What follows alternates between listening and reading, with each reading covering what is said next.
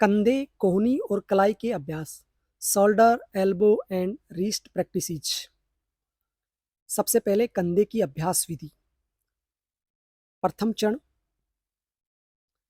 सबसे पहले इस अभ्यास को खड़े होकर या बैठकर कर सकते हैं। श्वास भरते हुए दोनों कंधों को धीरे धीरे ऊपर उठाएं। कंधों को कानों के पास ले जाने का प्रयास करें। धीरे धीरे श्वास छोड़ते हुए प्रारंभिक स्थिति में आ जाएं। इस अभ्यास को आप 2 से 3 बार तक दोहरा सकते हैं।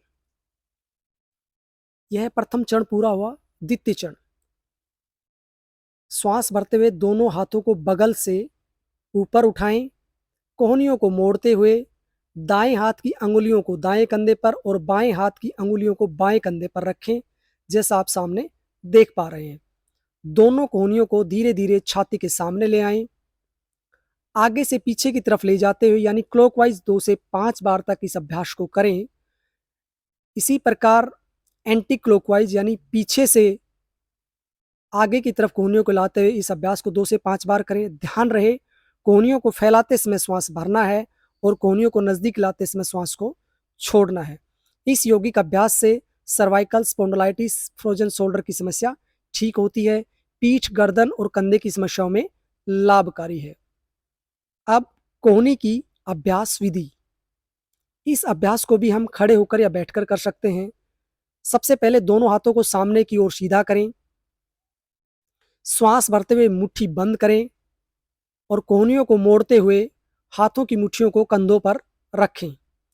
श्वास छोड़ते हाथों को धीरे धीरे सीधा कर दें। इस अभ्यास को कम से कम 5 से 10 बार तक दोहराएं। ध्यान रहे, कोहनी मोड़ते समय श्वास भरना है और कोहनी सीधा करते समय श्वास को छोड़ना है। इस अभ्यास विधि से हाथों में शक्ति का संचार होता है, हाथों की मांसपेशियां एवं जोड़ मजबूत होते हैं।